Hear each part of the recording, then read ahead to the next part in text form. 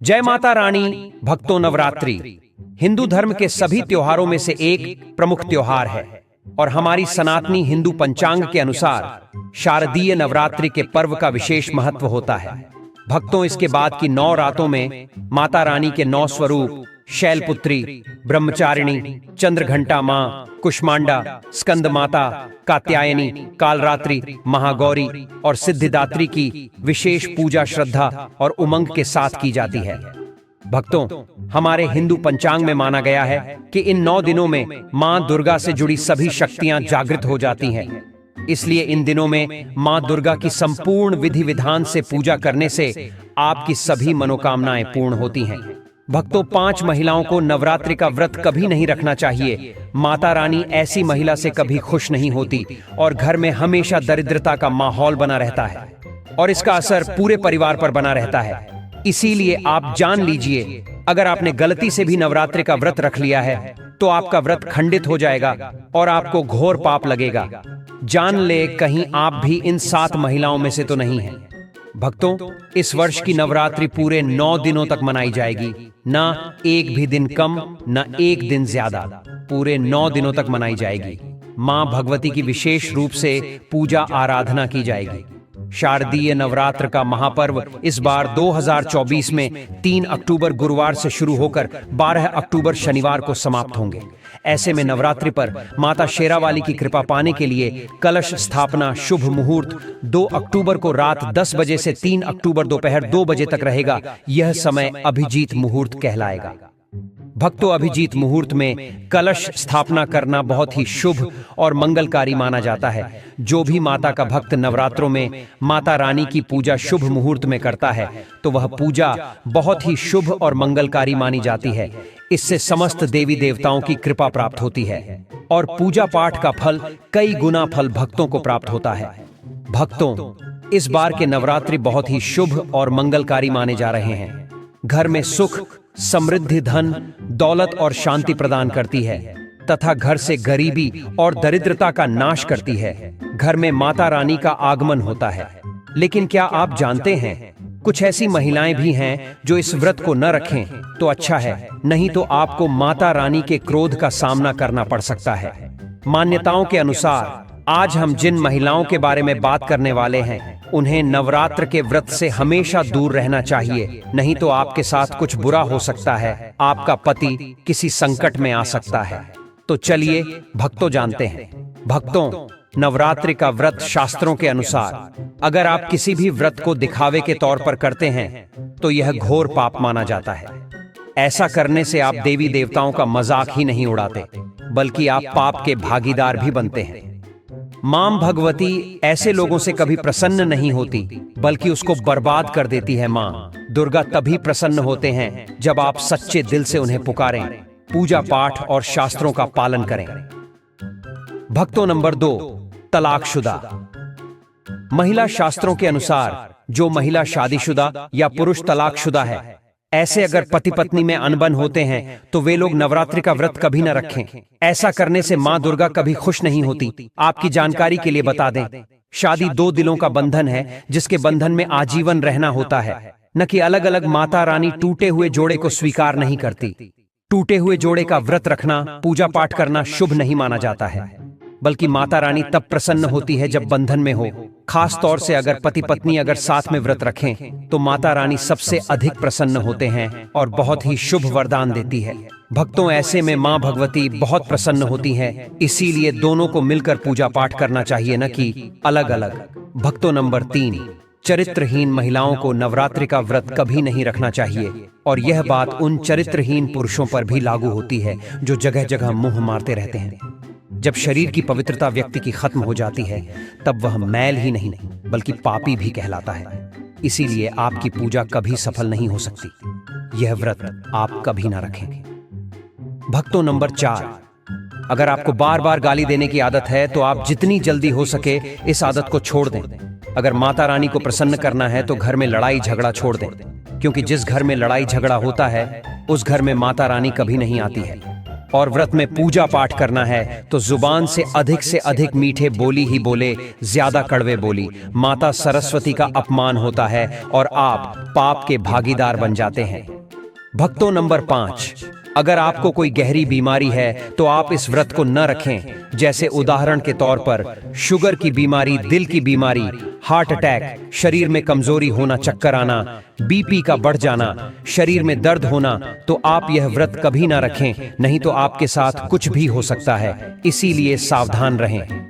Number 6, मासिक धर्म में भूलकर भी व्रत नहीं रखें, क्योंकि मासिक धर्म में जो आपके वस्त्र होते हैं वह मैल हो जाते हैं, इसलिए पूजा पाठ नहीं करना चाहिए। नंबर 7, जो महिलाएं अपने पति का अपमान करती वे व्रत न ही रखें तो अच्छा है, क्योंकि ऐसी महिलाएं का पूजा मां दुर्गा कभी स्वीकार नहीं करती, बल्कि घोर पाप लगता है। भक्तों, नवरात्र आ चुकी है ऐसे में यह चीज घर में लाने से माता रानी खुशी खुशी अपने घर में चली आती है। इस चीज को घर लाने से माता रानी अवश्य प्रसन्न होती है। यही चीज नवरात्रों पर घर में लाना बहुत ही शुभ और मंगलकारी माना जाता है। तो चलिए जानते हैं। भक्तों, नंबर 1, 16 श्रृंगार का सामान नवरात्रि के दौरान घर में लाना बहुत ही शुभ और मंगलकारी माना जाता है। ऐसे में घर के बने मंदिर में रखने से जन्म जन्मांतर की गरीबी मिट जाती है और मां दुर्गा की कृपा सदैव घर पर बनी रहती है। पूरे वर्ष माता रानी की कृपा आप और आपके परिवार के ऊपर बनी रहती है। शास्त्रों में बताया गया है कि नवरात्रों के दिनों में 16 श्रृंगार का सामान घर के मंदिर में होना बहुत ही शुभ और मंगलकारी माना जाता है। या आप जिस जगह घर में माता की आसन नवरात्रि व्रत करने के लिए स्थापित कर रहे हैं, उस जगह पर 16 श्रृंगार का सामान रख दें। ऐसा करने से मां दुर्गा की कृपा सदैव घर पर बनी रहती है। मित्रों, नंबर 2, सोना चांदी या तांबे के सिक्के जरूर रखें। शास्त्रों के अनुसार सोने चांदी या तांबे से बनी किसी भी धातु को खास तौर से नवरात्र के 9 दिनों में पूरे 9 दिनों तक घर के मंदिर में रखने से बहुत ही शुभ और मंगलकारी माना जाता है। नवरात्र के दिनों में सोना चांदी तांबे घर में लाने से इसका फल कई गुना बढ़ जाता है। इसीलिए सोना चांदी या तांबे के सिक्के माता रानी के पास अवश्य रखें। इससे माता रानी बहुत प्रसन्न होती है। भक्तों, नंबर 3, शंख और गंगा जल धर्म शास्त्रों के अनुसार नवरात्रों के अवसर पर शंख घर में जरूर लेकर आए। माना जाता है कि जिस घर के मंदिर में शंख नहीं रखा होता तो वहां पर देवी देवता कभी वास नहीं करते। शंख का सनातन धर्म में बहुत ही बड़ा महत्व होता है। नियमित शंख को बजाने पर कई गुना सकारात्मक ऊर्जा प्राप्त होती है और नकारात्मकता ऊर्जा को नष्ट करती है। धन की देवी मां लक्ष्मी अति प्रसन्न होती है। वहीं धर्मशास्त्रों के अनुसार जिस घर के मंदिर में गंगा जल नहीं होता तो वह घर अपवित्र माना जाता है। गंगा जल मंदिर में अवश्य रखा होना चाहिए। यदि आप घर में गंगा जल लाने में असमर्थ हैं तो अपने आसपास किसी पवित्र स्थान, किसी तीर्थ स्थान का पानी लाकर घर में रखें। भक्तों, नवरात्रि में मां सरस्वती का प्रिय मोरपंख घर लाकर घर के मंदिर में रखने से कई सारे फायदे हैं। खास तौर से नवरात्रों के दिनों में मंदिर में मोरपंख जरूर रखें। ऐसा करने से मां दुर्गा बहुत प्रसन्न होती है। भक्तों, अब बात करते हैं माता रानी को नवरात्रि में कौन सी चीजें अर्पित कर सकते हैं। भक्तों, भूलकर भी माता रानी को यह चीजें कभी अर्पित मत करना, नहीं तो सारी जिंदगी बर्बाद रहोगे। जिंदगी भर रोने के सिवा कुछ नहीं मिलेगा। भक्तों, नंबर 1, नारियल। हिंदू धर्म में नारियल को सुख, समृद्धि, धन, श्रद्धा और सम्मान का सूचक माना जाता है। नारियल को श्रीफल भी कहा जाता है। नारियल का हर मांगलिक कार्य में विशेष महत्व होता है। जैसे कि हम सभी जानते हैं कि माता रानी के कई मंदिरों में नारियल से बलि भी दी जाती है और माता रानी के पूजन में नारियल का इस्तेमाल हम सभी करते हैं। खासकर कलश की स्थापना नारियल रखकर ही की जाती है। माता रानी के पूजन में हम नारियल इस्तेमाल करते समय कुछ गलतियां कर बैठते हैं।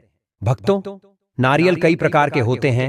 एक एक जटा वाला, दूसरा सूखा जिसके अंदर पानी होता है। जिस नारियल के अंदर पानी होता है, माता रानी के पूजन में सदैव पानी वाला और जटा वाला नारियल ही अर्पित करें। कलश स्थापन में साबुत नारियल होना चाहिए। नारियल चटका हुआ या टूटा हुआ नहीं होना चाहिए, क्योंकि साबुत नारियल ही पूर्ण और पवित्रता का प्रतीक होता है।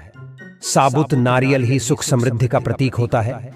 साबुत नारियल को ही श्रीफल यानी कि मां लक्ष्मी का फल कहा जाता है। नवरात्रि में माता रानी के कलश की स्थापना करते समय जटा वाला और पानी वाला नारियल ही कलश पर स्थापित करना चाहिए। साथ ही यह ध्यान रखना चाहिए कि नारियल को दैव कलश के नीचे लेटा कर रखना चाहिए। घट स्थापना यानी कलश स्थापना करते समय कभी भी नारियल को खड़ा करके नहीं रखा जाता। नारियल को सदैव लेटाकर ही कलश के ऊपर रखा जाता है। साथ ही नारियल को स्थापित करने से पहले आप नारियल को लाल कपड़े में लपेटकर आप नारियल को कलश के ऊपर स्थापित करें। शास्त्रों के अनुसार कलश के ऊपर जब सही तरीके से नारियल रखा जाता है और सही प्रकार का नारियल रखा जाता है, तभी ही व्रत और पूजन का पूर्ण फल प्राप्त होता है। यह भी ध्यान रहे कि महिलाएं माता रानी को नारियल अर्पित कर सकती हैं, लेकिन कभी भी माता रानी के सामने नारियल को भूलकर भी न तोड़े, क्योंकि नारियल बीज रूप होता है, यानी कि नारियल में बीज होता है और स्त्रियां बीज रूप से ही शिशु को जन्म देती हैं। इसीलिए कभी भी महिलाओं को नारियल नहीं तोड़ना चाहिए।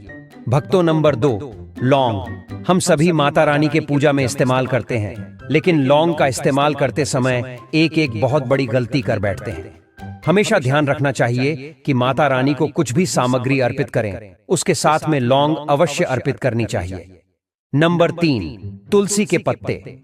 भक्तों, नवरात्रि में माता रानी को तुलसी के पत्ते अर्पित नहीं करने चाहिए। मां दुर्गा के पूजन में तुलसी पत्र का इस्तेमाल करना वर्जित माना जाता है। तुलसी पत्र के अलावा आंवला भी माता रानी को अर्पित नहीं करना चाहिए और दूर्वा भी माता रानी को अर्पित नहीं करना चाहिए। नवरात्र में आप भगवान गणेश को दूर्वा अर्पित कर सकते हैं। आप भगवान विष्णु जी को तुलसी के पत्ते अवश्य अर्पित कर सकते हैं, लेकिन माता रानी को भूलकर भी तुलसी के पत्ते या दूर्वा अर्पित ना करें। माता रानी को सफेद फूल भी अर्पित ना करें। माता रानी को सदैव लाल रंग के फूल अर्पित करने चाहिए। लाल रंग के फूल माता रानी को अति प्रिय है। भक्तों, खासकर माता रानी को गुलाब और कमल के फूल अति प्रिय है। मित्रों, इन गलतियों से होती है घर में धन की कमी। अगर आप उन लोगों में से हैं जो जिंदगी में पैसे कमाने के लिए बहुत ज्यादा मेहनत करते हैं, हालांकि इस सब के बावजूद भी आपको जीवन में तरक्की नहीं मिल पा रही है, तो वास्तु की कुछ गलतियां इसका कारण हो सकती है। तो चलिए हम आपको कुछ गलतियों के बारे में बताते हैं। वास्तु शास्त्र के अनुसार घर के वास्तु में जरा सी भी कमी रह जाए तो यह सभी सदस्यों के जीवन पर गहरा प्रभाव डालता है। कभी अचानक धन की हानि होती है, तो कभी बने बनाए कार्य बिगड़ने लगते हैं, या फिर कोई बीमार पड़ने लगता है और कितना भी धन आ जाए दिखता ही नहीं है। लगातार मेहनत करने के बाद भी अगर इस तरह की समस्याओं का सामना करना पड़ता है, अगर आप घर में वास्तु से जुड़ी कुछ गलतियां कर रहे हैं, तो इससे आपको काफी परेशानी हो सकती है। आप कर्ज में डूब सकते हैं और घर में दरिद्रता आ सकती है। इसलिए आपको तुरंत नीचे दी गई वास्तु टिप्स को अपना लेना चाहिए, लेकिन उससे पहले अगर आप भी चाहते हैं कि लक्ष्मी माता का आशीर्वाद आप पर बना रहे, तो इस वीडियो को एक लाइक करें और चैनल को सब्सक्राइब कर लें और कमेंट बॉक्स में जय लक्ष्मी माता जरूर लिखें। और कमेंट बॉक्स में अपनी राशि डालना मत भूलिएगा। आपकी राशि के अनुसार इस नवरात्रि पर कोई भी उपाय होगा तो हम कमेंट में आकर आपको रिप्लाई में बता देंगे। भक्तों, कई महिलाएं तो ऐसी भी होती हैं जो कि अपने गहने पसंद नहीं आती हैं और दूसरी महिला के गहने की शैली और बनावट पसंद आती है, जिसके कारण महिलाएं अपने गहने पहनने के लिए एक दूसरे से बदलाव कर लेते हैं। परंतु दोस्तों, ऐसा करना मतलब है कि आप अपने से मां लक्ष्मी जी को रूष्ट कर रहे हो और घर से बाहर भेजने की तैयारी कर रहे हो, क्योंकि आभूषण या गहने महालक्ष्मी जी का प्रतीक होता है और आपके अपने गहने ही आपको पहनने चाहिए। किसी को भी दूसरे के गहने नहीं पहनने चाहिए। दूसरी चीजें, झाड़ू। दोस्तों, झाड़ू जो सफाई के लिए काम आता है, हमारे घर से नकारात्मक ऊर्जा को दूर करता है। उसे मां लक्ष्मी का प्रतीक माना जाता है। ऐसा माना जाता है कि झाड़ू में मां लक्ष्मी का निवास होता है, इसलिए अपने घर की झाड़ू कभी किसी को उधार में या उपयोग के लिए न दें। अगर झाड़ू खराब हुई है तो उसे किसी प्रवाहित जल में बहा दें, लेकिन उसे किसी को उधार में न दें या कचरे में न फेंके, क्योंकि अगर आपके घर की झाड़ू कोई दूसरा उपयोग करता है तो इसका असर आपके घर की सुख शांति पर पड़ता है। इसके साथ यह भी बात ध्यान में रखें कि दूसरों के घर की झाड़ू का अपने घर में कभी प्रयोग न करें, क्योंकि ऐसा करने से उनके घर की नकारात्मक ऊर्जा आपके घर में आ सकती है। आपको हमेशा झाड़ू को छिपाकर रखना चाहिए। इसे ऐसी जगह रखें जिससे बाहर से आने वाले व्यक्ति की नजर इस पर न पड़े। यदि आप झाड़ू को खुली जगह पर रखते हैं तो घर में वास्तु दोष लग सकता है। इसके साथ ही आपको टूटी हुई झाड़ू को भी घर से तुरंत बाहर निकाल देना चाहिए। लेकिन आपको इस बात का ध्यान भी रखना चाहिए कि कभी भी झाड़ू को बिस्तर के नीचे नहीं रखना चाहिए और इसे किचन में भी नहीं रखना चाहिए। इससे आपके परिवार के लोगों के बीच लड़ाई झगड़े बढ़ सकते हैं। आपको इस बात का ध्यान रखना चाहिए कि झाड़ू पर कभी पैर नहीं लगाने चाहिए। यदि आप झाड़ू को पैर लगाते हैं तो यह माता लक्ष्मी का अपमान करने के समान होता है। झाड़ू को पैर लगाने से घर में वास्तु दोष हो सकता है और आपको आर्थिक हानि भी हो सकती है। अगर आप घर में झाड़ू रखती हैं तो इसे रखने के सही वास्तु नियमों के बारे में जरूर जान लेना चाहिए, जिससे आपकी आर्थिक स्थिति अच्छी बनी रहे और घर में खुशहाली आए। कभी भी आपको घर के किसी भी व्यक्ति के घर से बाहर निकलते ही आपको झाड़ू का इस्तेमाल नहीं करना चाहिए। इससे बाहर जाने वाले व्यक्ति को अपने कार्यों में सफलता नहीं मिलती है। दोस्तों, यही नहीं, यदि आपके घर में नई बहू का आगमन हो या बेटियां घर से ससुराल जा रही हों, तब भी आपकी तुरंत झाड़ू नहीं लगानी चाहिए। मान्यता है कि ऐसा करने से आपके घर की लक्ष्मी रूठ सकती है और आपको धन हानि हो सकती है। तीसरी चीज, सूरज डूबने के पश्चात दूध, दही, चावल, नारियल, आटा ऐसी सफेद चीजों का दान करना या दूसरों को उधार में देना अशुभ माना जाता है। ऐसा माना जाता है कि सफेद चीजों से बुरी नजर जल्दी लग जाती है। इसलिए सूरज अस्त होने के पश्चात अपने घर की वस्तुएं दूसरों को नहीं देनी चाहिए। इन चीजों को दान करने से आपके घर की सकारात्मक ऊर्जा कम हो सकती है। अगर आप किसी को देना ही चाहते हैं तो उन्हें बाजार से खरीद कर दे सकते हैं, परंतु अपने रसोई घर से उठाकर भूल से भी दूसरों को ना दें। खासकर नमक तो भूल से भी नहीं देना चाहिए। चौथी बात दोस्तों, माँ लक्ष्मी धन की देवी हैं। माँ लक्ष्मी हमारे घर में सदा विराजमान रहे, ऐसा हमें सदा ही प्रयास करना चाहिए। जिस घर पर महालक्ष्मी की कृपा होती है वहां पर धन की वृद्धि अवश्य होती है। इसलिए अगर आपने अपनी पत्नी के पास कोई धन रखा हुआ है तो वह पैसा किसी को उधार में नहीं देना चाहिए। अगर आप किसी को अपनी पत्नी के पास रखा हुआ धन उधार में देते हैं तो आपके घर से लक्ष्मी चली जाती है और भविष्य में आपको पैसे की तंगी का सामना करना पड़ सकता है। खासकर त्योहार, एकादशी के दिन अपनी तिजोरी में रखा हुआ धन दूसरों को कभी न दें। दोस्तों, पांचवी बात, महालक्ष्मी वैभव प्रदान करने वाली, सौभाग्य देने वाली ममता की मूरत है। साथ ही वह अन्नपूर्णा भी है। इसलिए हम अन्न ग्रहण करने से पहले मां अन्नपूर्णा को धन्यवाद अवश्य करते हैं। रसोई घर की शुद्धता और संपन्नता उतनी ही आवश्यक है जितनी धन की। पांचवी वस्तु है रसोई घर का चकला बेलन और तवा। जी हां, आपने रसोई घर का चकला बेलन और तवा दूसरों को कभी इस्तेमाल के लिए या उधार में नहीं देना चाहिए। ये चीजें दूसरों को देने से आपका भाग्य भी उन्हीं के साथ चला जाता है। मां लक्ष्मी को अत्यंत प्रिय है, इसलिए ऐसा कभी न करें। अपने घर का चकला बेलन या तवा दूसरों के उपयोग के लिए कभी न दें, नहीं तो आपके घर में दुर्भाग्य का वास हो सकता है। दोस्तों, छठवीं चीज है नुकीली वस्तु जैसी चाकू, कैंची तथा तलवार आदि भी कभी दान में नहीं देना चाहिए। ज्योतिष विद्या में ऐसा करना नुकसानदायक बताया गया है। माना जाता है कि नुकीली वस्तुओं का दान करने से परिवार की सुख शांति भंग होती है। इसके अलावा घर के सदस्यों के बीच तनाव बढ़ने के साथ और रिश्ते खराब होने की भी आशंका रहती है। कई बार लोग अन्य चीजों के साथ स्टील के बर्तन भी दान में देते हैं, लेकिन ज्योतिष शास्त्र के अनुसार स्टील के बर्तनों का दान करना हमारे घर के लिए अशुभ हो सकता है। धार्मिक मान्यताओं के अनुसार स्टील के बर्तन दान करने से परिवार की सुख शांति भंग होती है और झगड़े आते हैं। इसकी वजह से घर में आर्थिक तंगी बनी रहती है। इसलिए स्टील के बर्तन दान करने से बचना चाहिए। अगर आप भी स्टील का बर्तन दान करते हैं तो आगे से न करें। कभी भी प्लास्टिक से बनी चीजों का दान नहीं करना चाहिए। सूर्यास्त के बाद प्याज और लहसुन दान नहीं करना चाहिए। दोस्तों, सातवीं चीज है फटे हुए ग्रंथ और किताबें। माना जाता है कि कभी भी फटे हुए ग्रंथ और किताबों का दान नहीं करना चाहिए। इन चीजों का दान करना अच्छा संकेत नहीं माना जाता है। तेल, कभी भी इस्तेमाल किया हुआ तेल या खराब हो चुके तेल का दान नहीं करना चाहिए। तो दोस्तों, ये थी वो 5 चीजें जो दूसरों को कभी उधार में नहीं देनी चाहिए। दान का महत्व हर धर्म में बताया गया है। सनातन धर्म में सदियों से दान देने की परंपरा का पालन किया जाता है। दोस्तों, गुप्त दान को सर्वश्रेष्ठ दान माना गया है। जो दान बिना स्वार्थ के गुप्त रूप से किया जाता है वह बहुत ही पुण्यकारी माना जाता है। इससे व्यक्ति को पाप कर्मों का नाश होता है और पुण्य कर्मों में बढ़ोतरी होती है। दान करते समय भी कुछ बातों को ध्यान में रखना आवश्यक होता है। दान का अर्थ ये नहीं है कि जो वस्तु आपके काम की ना हो, यानी उपयोग करने के लायक ना हो, उसे दान कर दिया जाए। ऐसा दान मान्य नहीं होता है। दान तन, मन और धन किसी भी तरह से किया जाए, बस निस्वार्थ भाव से किया जाना चाहिए। वैसे तो कभी भी दान किया जा सकता है, पर कुछ समय ऐसा भी होता जिसमें यदि दान किया जाए तो बहुत शुभ फलदायी माना जाता है। मान्यता के अनुसार कुछ ऐसी चीजें हैं जिनका दान यदि प्रतिदिन सुबह किया जाए तो घर में सुख समृद्धि बनी रहती है।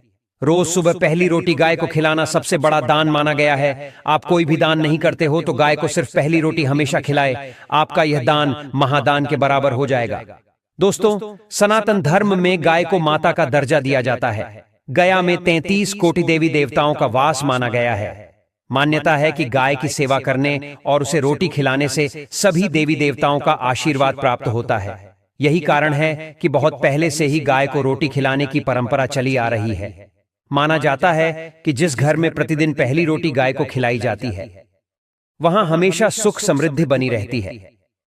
इस बात का ध्यान रखना चाहिए कि गाय के लिए जो रोटी आप निकाले, उसे सुबह को ही प्रतिदिन ताजी रोटी गाय को खिलाएं। इसके साथ ही सुबह को यदि आप गाय को रोटी खिलाते हैं तो उसके साथ चने और गुड़ भी खिलाना चाहिए। दोस्तों, आपने अभी तक हमारी पूरी वीडियो देखी है, तो आपसे मैं एक अनुरोध करना चाहूंगा कि इस वीडियो में आखिरी में आपको जय बजरंगबली, जय मां लक्ष्मी अवश्य लिखे। दोस्तों, यह शास्त्र संबंधी जानकारी आपको अच्छी लगे तो वीडियो को लाइक करना ना भूले। धन्यवाद।